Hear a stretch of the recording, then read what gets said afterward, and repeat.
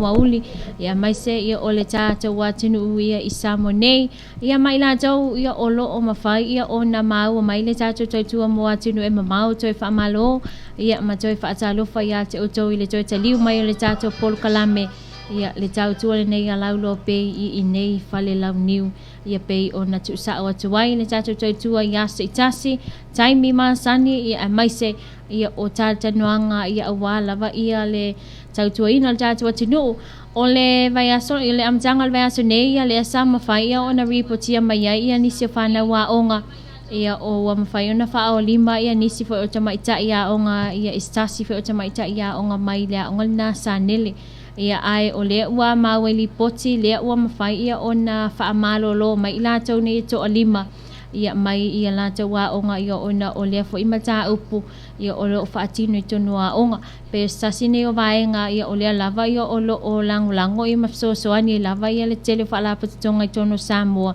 ia tau mawhai e wha aititia ia ila tau ia e mawhai o na la tau wha o lima ia inisio wha nau ia i tonu lava wa onga leo lo o tau ina i wha nau o Samoa ia lea lawa mau ia lea vandoa ia ua mawhai o na o ina i tonu o lea onga ia o na o nei lava tūlanga i wha atino i tātou o whai lava sina to o tele i o tūpulanga ia u whaali lava le malo si o tamatiti ia i le ngata i tonu o whalea onga ia a o na whaanga whai tele ia wale ua mai tau watu ia ua amata fo i ona to e ngai mai ia vewe singa fo inu whaanga whai tele pe ona ia i nawa i tau ia po nātou sanga wa mawai no winga ia vaenga na ia tātou te whai tete ia ma tātou wa mātala ia i taimi fo ia o lo o tutupo i le tele whala lave ia ma mau ai fua ia lo wa manoa mai se nisi o whanau leo lo o nau lava ia o onga ia o le nei fo i vai tau e tau ma whai e lava i le ngata o ainga ia a o nei mātua ia o lo o ngafa fo i mali nei ngā luenga o le una ia lea ia o nei whanau ia awala va ile poto salau ia man sa ili manuia foi ia ile nei fo i vai tau o tātou soifuanga wai a wha ale tonu lo fo ia le awa o ngala tau ia ua whaale tonu fo ili lumana i manuia fo i o tūpulanga talamo. Ia se tātou se sina whawhiwhianga ia e whamahi lomi ia e kau whaake ke i mai fo i la stimu la tau ia i malulu fo i le ua ia nei asfarini.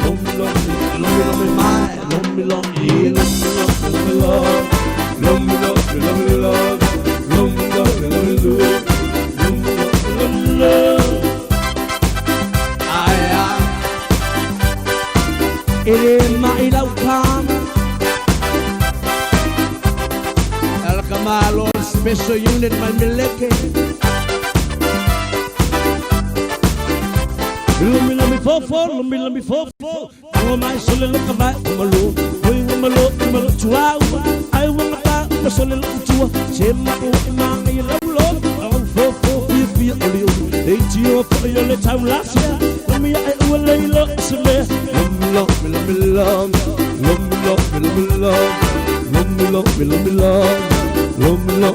me, say south. Love me.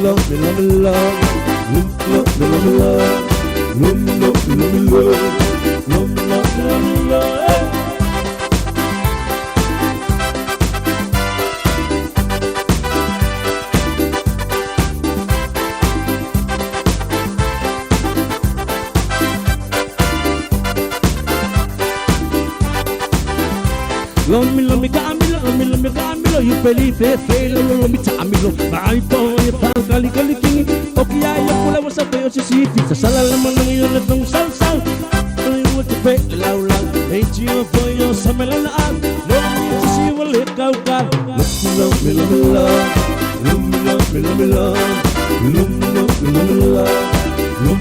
Love me, say so.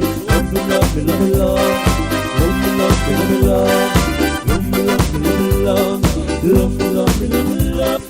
Sunga kami mai o kua, wala mi mai lo ka kua.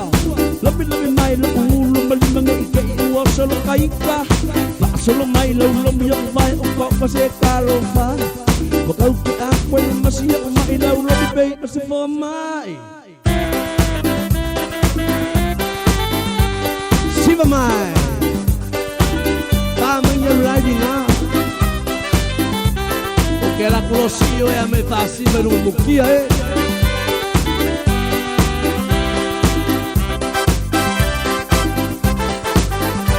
Oi, come ti chi muoio la inga, non vuoi ti kamigirai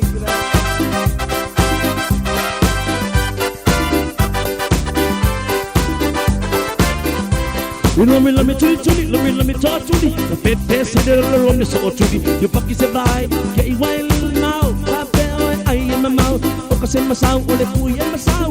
Pape la so tuli mai. Ai le ba masi. Oka se makasau lang kui kasi. Lumi lo. E fa mai lomi la safari la tole wala malama fai u tiu te mga luenga le nei vai aso. Ia manatu la tino ia ole ua saunia matape na mai le tato tala mai Samoa ia mo le nei a safari le no na sus full malual nei ia usi mai fa fonga ia tato tala ia me what super foi ia I le nei foi vai aso ia male so. Apangelo I la ulenga sasai lo ole siko alua awala bangi koi pa akali pe ale lo mi o ile afia buka kau ko yo nga e malos ile kai lava o e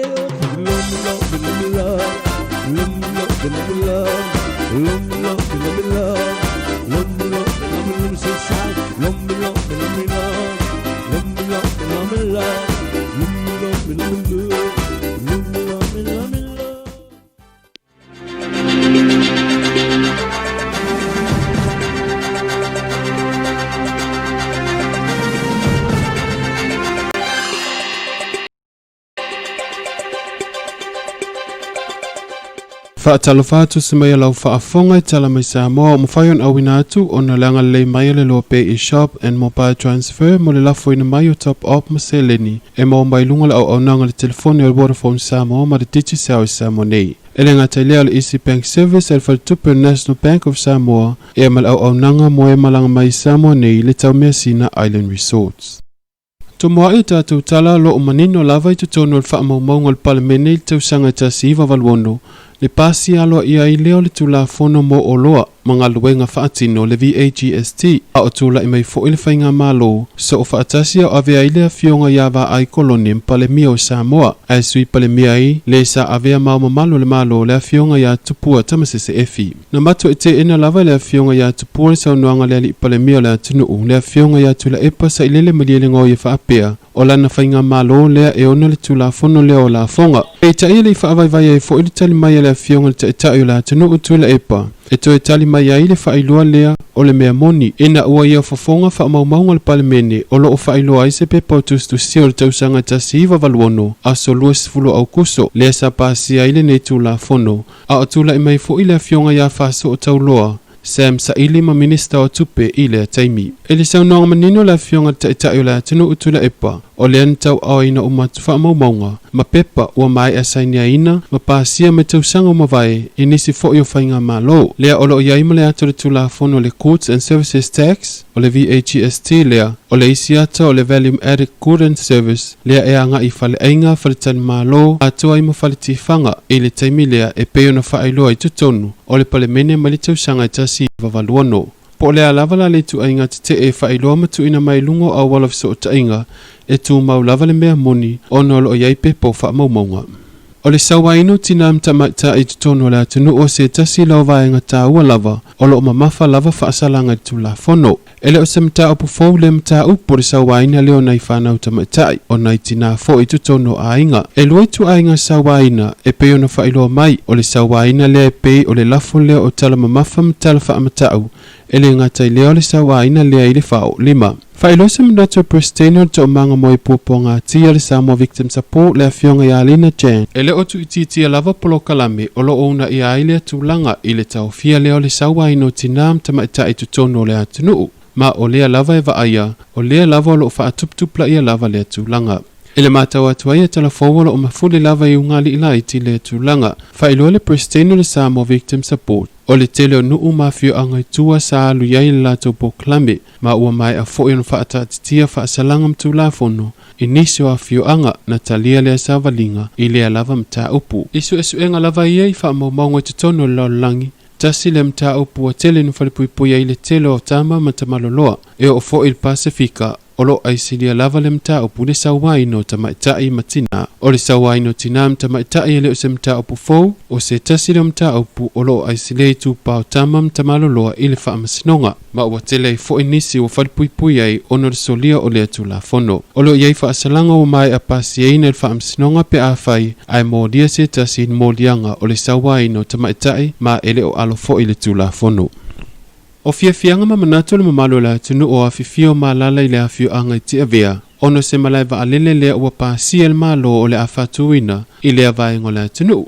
O le malaiva alele lea o lo fausiene ne i tia vea lea ua whailo mai i se pepu famtaranga tustusia o lea o le afuafua o le afa amai aina matatala loa ia li tausanga fau i le masi no Februari. O lo whaanga solo pia lavanga luenga i tia vea e tusa ai ma le wha moe moe i lea vaengo la tunu. O le malaiva alele nei, o le atau tua ina i le atunu umatanga te whemalanga ai, e wha o popo i malaiva alele wha avau malo i whaleolo. I se asia singa le komito le atina enga o le kapineta le CTC, e le malaiva alele i tia vea, na wha ailo mai ai e le ofisa sile o pūlenga o malaiva alele le afionga i asili nai Weta Junior Solomona e whapea, o lo o whaanga solo pea ngaluengo le neipolo kete le malo. O le tanu mia ma le wha mai ai no le awala wa alele, le one way le e tuso le afa, o le le awala wa alele, i le malaiva alele wha wa malo i whaleolo. Sau noa le fionga le ofisa siri e ngā whatia lava e wa alele o le nei tūlangi, o na tūlau e le ti a vea, pe a fua tuai le lau tele o le whanua, a tuai mga luenga o lo o whaatino i nei i ti a vea.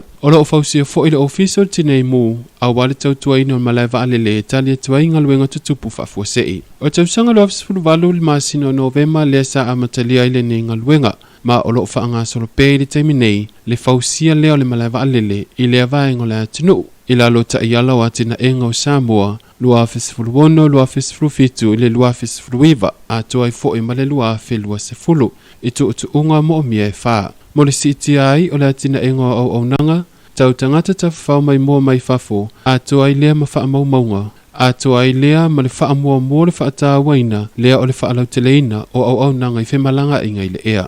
O ne sina o mea lo o tupu Samoa ne mwhaintu wha atasia lau tala mai Samoa mo le ne yaso, toi wha amawina le wha aftai, o na leanga le mai o le Loabay i shop, ma le mobile transfer, mo le lafo ina mai o top up ma seleni, e maua i lunga le au nanga telefoni al Vodafone ma le Digicel i Samoa nei. E le ngata i lea le Easy Bank Service al Whaltupu National Bank of Samoa, ia ma le au nanga mo e malanga mai Samoa nei le tau mea Sina Island Resort.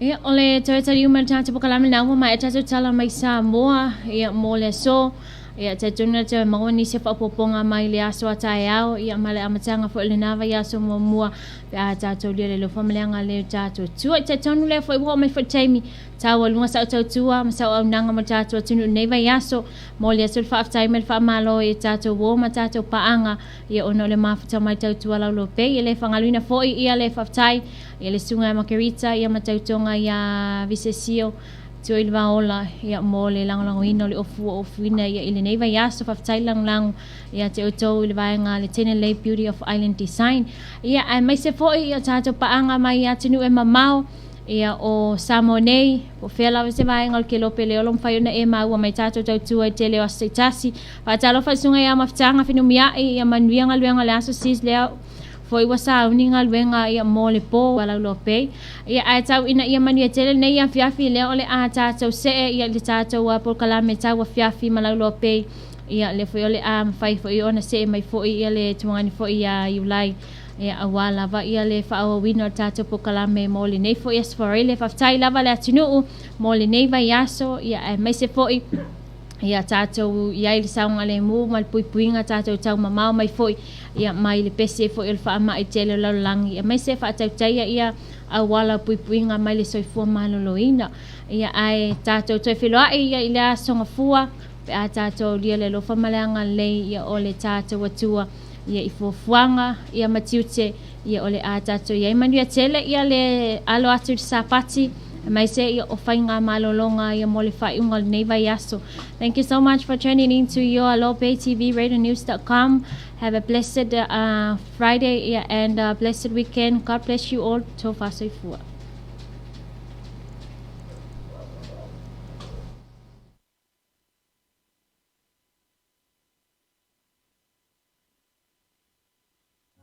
Mama, you may be tap, tap, tap my way. Give me that tap, tap.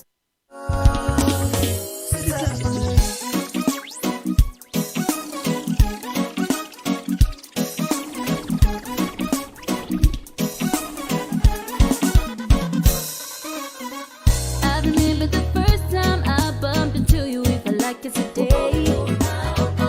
Still can't believe it all this time. I know I'm gonna stay.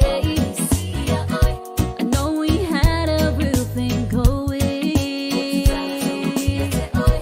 That I'll be here forever. Forever is one day. Oh yeah, yeah.